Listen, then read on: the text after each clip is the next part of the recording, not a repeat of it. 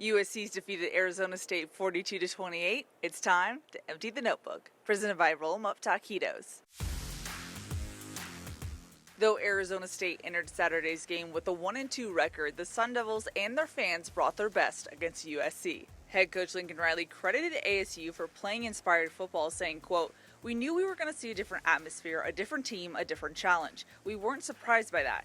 They did a good job with it, and they threw a little bit of everything at us. Some of it we handled well, and some of it we needed to handle better." Riley described USC's first three quarters as an example of how road games can test a team, citing the Trojans' quote, "critical and uncharacteristic mistakes" that occurred on Saturday. Ultimately, USC separated itself in the fourth quarter and found a way to win in its first road game of 2023. Quarterback Caleb Williams was 20 of 31 for 322 yards and 3 passing touchdowns. The junior got it done on the ground as well, scoring 2 rushing touchdowns. Wide receiver Brendan Rice continued to strengthen his bond with Williams as the two connected for 2 touchdowns, including a deep pass for 43 yards. Running back Marshawn Lloyd continues to look more and more impressive each game, and Saturday night was no different.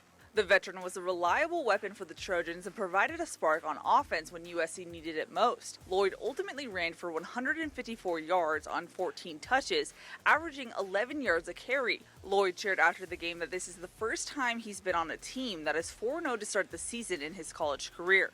The running back described transferring to USC as the best decision of his life and that he can't wait to see where this team goes in 2023. USC's defense created havoc all Saturday night, recording 8 sacks against Arizona State. Now, if my research is correct, the last time the Trojans racked up 8 sacks in a single game was in 2009 against Washington State. Solomon Byrd, Romello Height, and Tackett Curtis each recorded 2 sacks on the night, while Jamil Muhammad and Bear Alexander had 1 each. Solomon Byrd's fourth quarter strip sack and Romello Height's fumble recovery was a turning point Saturday, ultimately setting up the Trojans to score just 2 plays later. Defensive lineman Bear Alexander once again caused enough pressure to force an errant throw from an opposing team's quarterback. This time it helped produce Kalen Bullock's first interception of the season. As far as what needs to be improved going forward, head coach Lincoln Riley listed USC's tackling efforts as the biggest disappointment of the night. Riley shared that tackling will continue to be a big focus point going forward, saying, quote, "We saw a lot of shoulders, a lot of guys launching it, and guys trying for big hits. Fundamentally, it wasn't where we needed it to be." While he was disappointed, Riley shared that USC was sound in its gap assignment Saturday night. He also reaffirmed that the Trojans have tackled well in 3 of their 4 games so far this season, and that their mistakes are correctable.